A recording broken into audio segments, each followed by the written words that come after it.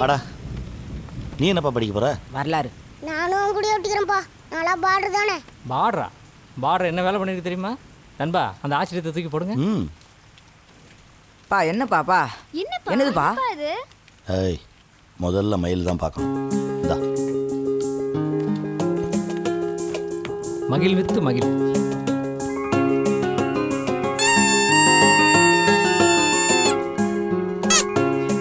இன்னைக்கு எல்லாருக்கும் இங்கே தான் சாப்பாடு.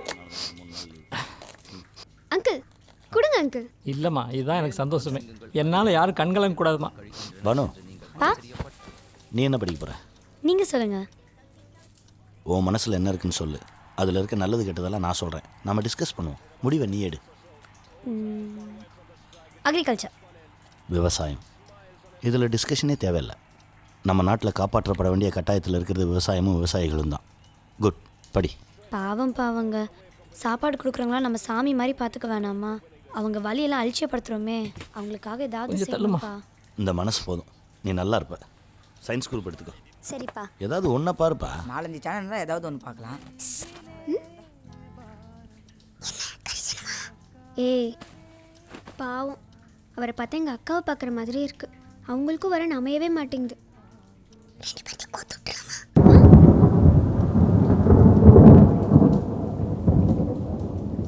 ஜாதி பாப்பாரா?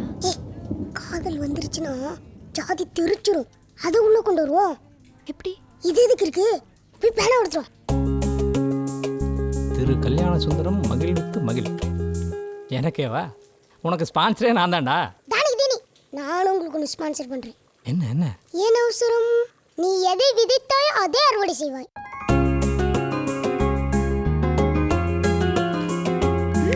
என்னடா அந்த நேரத்தில்? நான் கவிதை எழுதியிருக்கேன் சார். அதை புத்தகமாக வெளியிட போகிறேன் சார். டெங்கு காய்ச்சல்றா, விட்டுறேன்டா என்னைய. மறுபடியும் வருவேன் சார். குர்ரா. தேவையா? யாரையும் அண்டர் எஸ்டிமேட் பண்ண வேணாம்னு சொன்னா கேட்குறீங்களா? வாய்ப்பு கிடைக்கும் போது எல்லாம் உங்களை அவமானப்படுத்துறான். கொடுங்க, கம்பளியாவது விட்டுட்டு போனானே. எஸ்கேப் ஆனீங்கன்னா நடுராத்திரியில் வந்து கதவை தட்டுவேன் சார். அம்மா, என் ஃபங்க்ஷனுக்கு நீங்கள் வரணும். நான் எதுக்குப்பா அங்கெல்லாம்? புடிங்க, கண்டிப்பாக வரீங்க. ஏன்டா கம்பல் பண்ற? முகத்தை கூட கழுவாம உட்காந்துருக்காங்கடா. இந்த மாதிரி ஃபங்க்ஷனுக்கு வந்தால் தானே அழகுப்படுத்தின்னு தோணும். அப்பாவை பற்றி அம்மா இன்னும் அதிகமாக தெரிஞ்சுக்கிறது ஒரு வாய்ப்புடா. உயர்ந்துட்டடா. புகழ்ச்சி வேண்டாமே. யார் உயரம்? மனிதனின் உயரத்தை பற்றி பேசும் மானிடர்களே, மனதின் உயரத்தை பற்றி பேசுங்கள். தரையிலிருந்து அளந்து பார்த்து உயரம் பற்றி பெருமை பேசும் மாக்களே, வானிலிருந்து அளந்து பாருங்கள். நான் தான் அதி உயரம். இதை நான் இந்த உலகம் கேட்க உரக்க சொல்லுவேன். இது நம் கவிஞரின் முதல் கவிதை. இப்பொழுது நீங்கள் அவளுடன் எதிர்பார்த்து கொண்டிருக்கும் கவிதை வெளியீட்டு விழா நடைபெற இருக்கின்றது.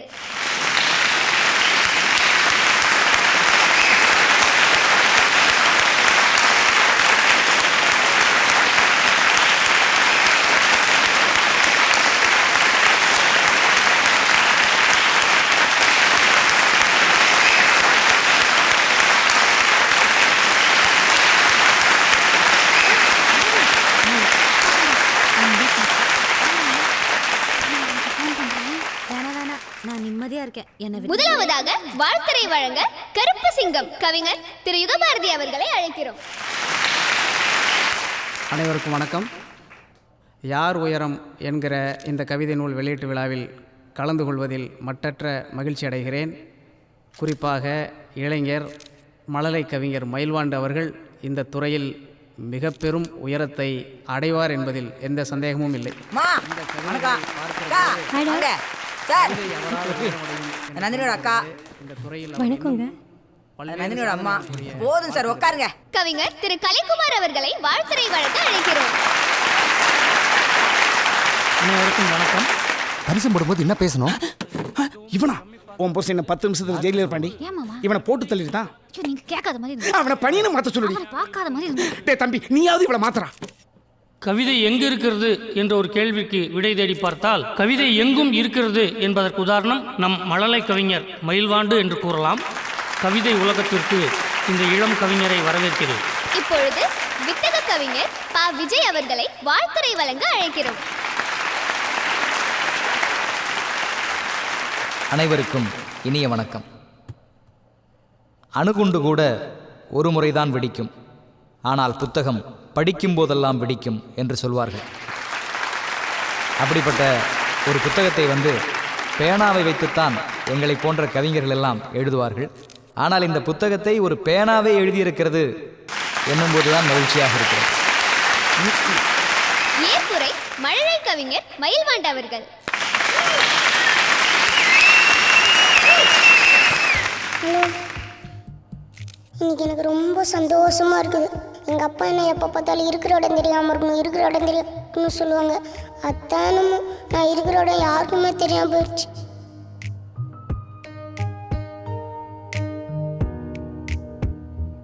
என்னை அவங்க எல்லாத்துக்கும் தெரிய வச்சது அப்பா தான்.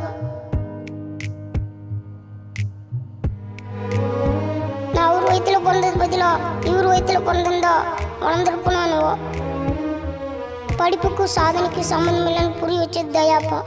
வாழ்கிறதுக்கு எத்தனையோ வழி இருக்குன்னு உணர வச்சது தயாப்பா. இப்போ எனக்கு உயர்ந்து நிற்கிற மாதிரி ஒரு ஃபீலிங்.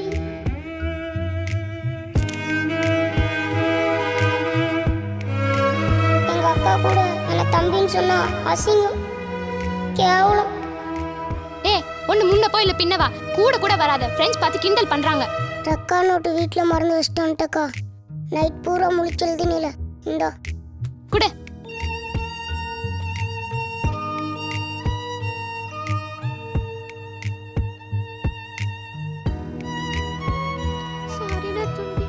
எங்க அம்மா தான் பாவம், என்ன நினைச்சு அழுதுகிட்டே இருக்கும். நான் நல்லா வந்துரும்மா, கவலைப்படாத.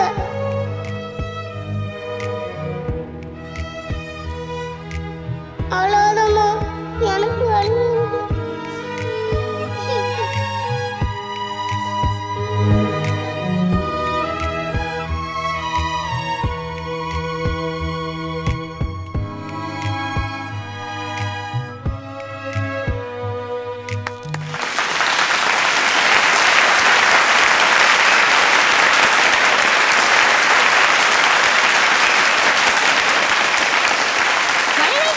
மயில்வாண்டு அவர்களின் தகப்பனார் திரு நடுநிலையான் அவர்களை மேடைக்கு அழைக்கிறோம்.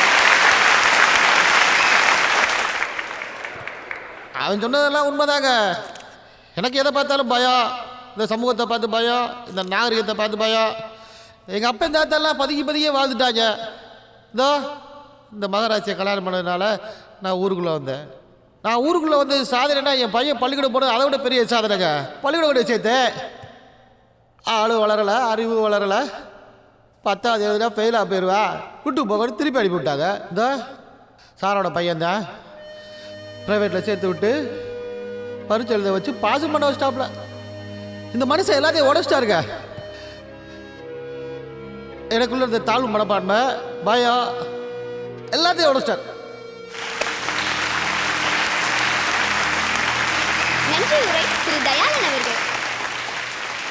இந்த உலகத்தில் உன்னால் முடியும், நீ நல்லா வருவ, நீ பெருசாக சாதிக்க போகிற, தைரியமாக இரு அப்படின்ற நம்பிக்கையான வார்த்தைகள் சொல்கிறதுக்கு தான் நிறைய பேர் இல்லை. துவண்டு போயிருக்கவங்ககிட்ட அந்த மாதிரி வார்த்தைகளை சொல்லி பாருங்கள், வெடித்து சிதறி எழுந்து பல சாதனைகள் செய்வாங்க. நம்பிக்கையான வார்த்தைகள் தான் பல புது புது விஷயங்கள் உருவாக காரணமாக இருந்திருக்கு. நான் அதைத்தான் செஞ்சேன். எல்லாமே அவருக்குள்ளே இருந்தது தான், அதை வெளியே கொண்டு வந்த கருவி மட்டும்தான் நான். மகிழ்ச்சி. என் அழைப்பை ஏற்று இங்கே வந்த மனிதர்களுக்கு என்னுடைய நன்றி. கூடியிருக்கும் உங்கள் அனைவருக்கும் நன்றி. வணக்கம்.